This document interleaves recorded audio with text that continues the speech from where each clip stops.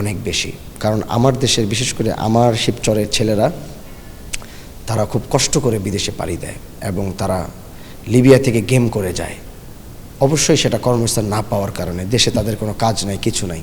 এই কারণে তারা জীবনের এই রিস্কটা নিয়ে, কত ছেলে যে এই পর্যন্ত সাগরের বুকে হারিয়ে গিয়েছে এটার কোনো হিসাব নাই। সেই জায়গার থেকে আমার এলাকা ঢাকার অনেক কাছে, 45 মিনিটস ম্যাক্সিমাম 1 আওয়ার লাগে যদি ড্রাইভ করে আমি ঢাকা থেকে আমাদের শিবচরে যাই। সেই ক্ষেত্রে এখানে এত কাছে আমার আলহামদুলিল্লাহ বাংলাদেশের ভালো ভালো জায়গায় আমার একটা পরিচয় আছে, বড় বড় ইন্ডাস্ট্রিয়াল যারা আছে, বড় বড় বিজনেস, তাদের সাথে আমার একটা ব্যক্তিগত পরিচয়।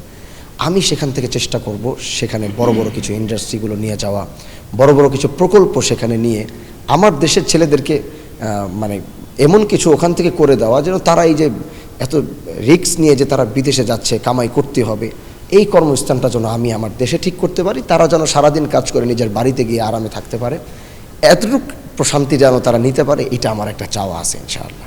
এটা নিয়ে আমার স্পেশাল পরিকল্পনা হচ্ছে, আমার ওখানে স্বাস্থ্য খাতটার অবস্থা খুবই খারাপ। ওখানে কেউ অসুস্থ হলে তাকে প্রথমেই ঢাকা আসতে হচ্ছে, না হয় ফরিদপুর পাঠানো হচ্ছে।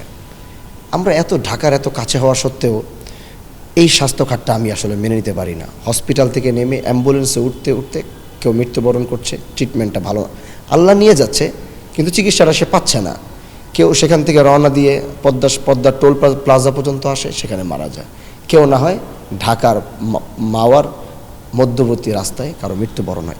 এই জিনিসগুলো আমাকে খুব ব্যথিত করেছে, খুব কষ্ট দিয়েছে। এজন্য আমি আমার পরিকল্পনার, আপনি যদি বললেন পাশ হওয়ার পর, না, আমি এটা আগেই টার্গেট করেছি যে এই জায়গাটাতে আমরা কি করতে পারি। আমার এলাকার একজনকেও যেন ঢাকা এবং ফরিদপুর যেতে না হয়। তার ভিতরে তারা গরিব মানুষ, একটা অ্যাম্বুলেন্স 5,000 টাকার নিচে কিন্তু আসে না। একটা গরিব মানুষের পক্ষে ইনস্ট্যান্ট 5,000 টাকা দিয়ে একটা অ্যাম্বুলেন্স নিয়ে ঢাকা আসাটা কিন্তু খুবই কষ্টকর। সেই জায়গা থেকে আমি কিছু পরিকল্পনা করেছি যে আমার ওখানে আইসিইউর ব্যবস্থাটা, সেটা যেটার মাধ্যমে হোক, যেভাবে হোক, যে খাত থেকে হোক, যাদের সাথে কন্ট্যাক্ট করে, যোগাযোগ করে হোক, এটা আমি একটা চেষ্টা করব। এবং আমার ওখানে সরকারি যে হসপিটালটা রয়েছে, বিশাল বড় হসপিটাল হয়েছে, কিন্তু সেখানে ট্রিটমেন্টের ব্যবস্থাটা এখনও পরিপূর্ণ শুরু হয়নি। আমি ইনশাআল্লাহ শপথের পর থেকেই আমি দ্রুত সর্বপ্রথম আমি হসপিটালের দিকে একটু নজর দিব। সেখানে প্রাথমিক ভালো ট্রিটমেন্টটা, যেটা ঢাকার ফরিদপুর না, এটা কি করতে হয় সেটা আমি অলরেডি কথা বলছি, অতি দ্রুত শুরু করব। এবং ইচ্ছা আছে যে ইনশাআল্লাহ তারপরও যদি ঢাকা আসতে হয়, আমরা ওখান থেকে ফ্রি অ্যাম্বুলেন্সের ব্যবস্থা করার চেষ্টা করছি। আমার দেশে গরিব মানুষ তারপরও যদি কোনো কারণে আসতেই হয়, তাহলে সে যেন ওটা ফ্রিভাবে সেখানে আসতে পারে। আর শিক্ষা ব্যবস্থা যেটা বলেছেন, শিক্ষার খাতটি অনেক ভেঙে পড়েছে, এটা নিয়ে আমাদের বিশাল বড় পরিকল্পনা রয়েছে। আশা করছি ইনশাআল্লাহ শপথের পরে এগুলো আপনার আস্তে আস্তে হয়তো আমি বলতে পারবো যে আমাদের পরিকল্পনাগুলো কী আছে।